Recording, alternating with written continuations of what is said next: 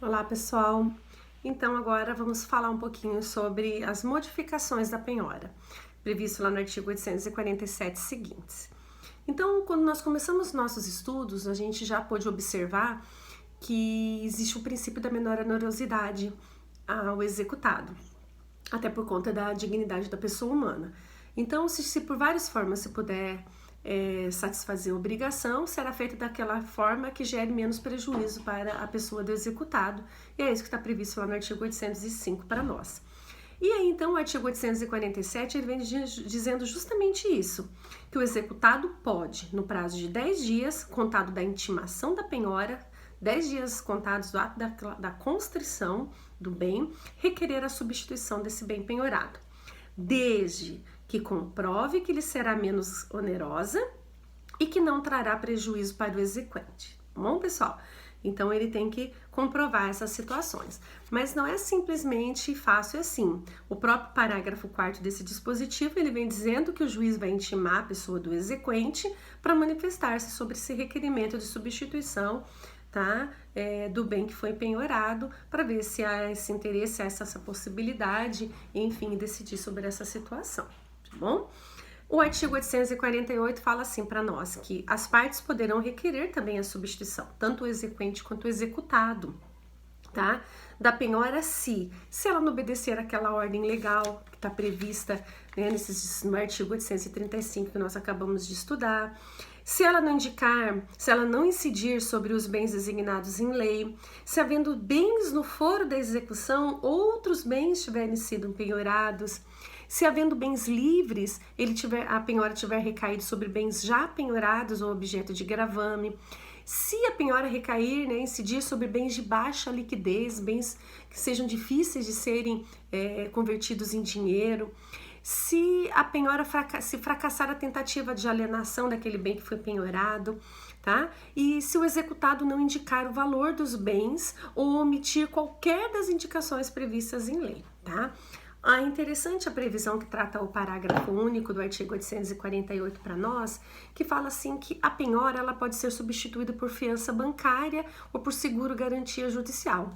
Inclusive a penhora feita no Bacenjude, tá? A penhora em dinheiro pode ser substituída por essa fiança bancária ou por seguro judicial, tá? Garantia judicial, em valor não inferior ao do débito constante da inicial, acrescido de 30%. Essa previsão também ela tá constante, e é importante agora a gente fazer a leitura lá do parágrafo 2º do artigo 835, que diz assim para nós, que para fins de substituição da penhora, equipara-se a dinheiro a fiança bancária e o seguro garantia judicial, desde que o valor não seja inferior ao débito constante da inicial, acrescido de 30%. Então, e o que seria, professor, essa fiança bancária?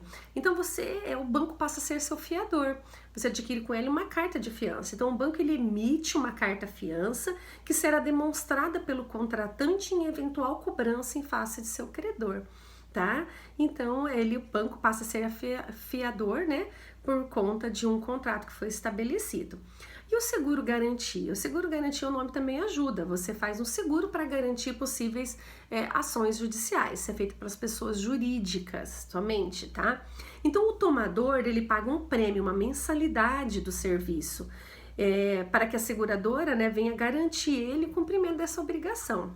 Existem algumas vantagens, tá, para esse seguro garantia judicial, até porque ela substitui a constrição de valores, e aí a empresa continua podendo gerir seu empreendimento, seus negócios, e não parar, e de repente a penhora recaiu sobre valores que tem, né, para poder pagar os seus funcionários, para poder gerir a própria administração da empresa.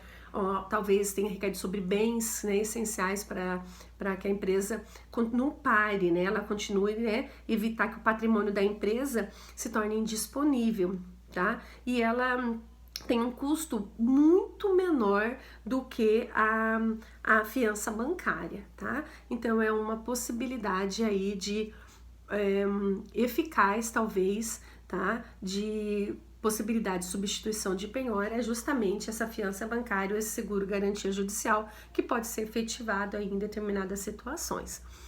O artigo 830-51, diz assim que não se procede uma segunda penhora. Regra geral é a primeira e acabou, tá? O bem vai ser avaliado, enfim, tá?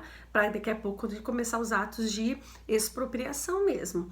Agora, não se procede essa segunda penhora, salvo se, artigo 851 diz para nós, se a primeira penhora for anulada, se executados os bens, o produto da alienação não bastar para o pagamento do exequente, ou se o exequente desistir da primeira penhora, por serem litigiosos os bens ou por estarem submetidos a um ato de constrição judicial.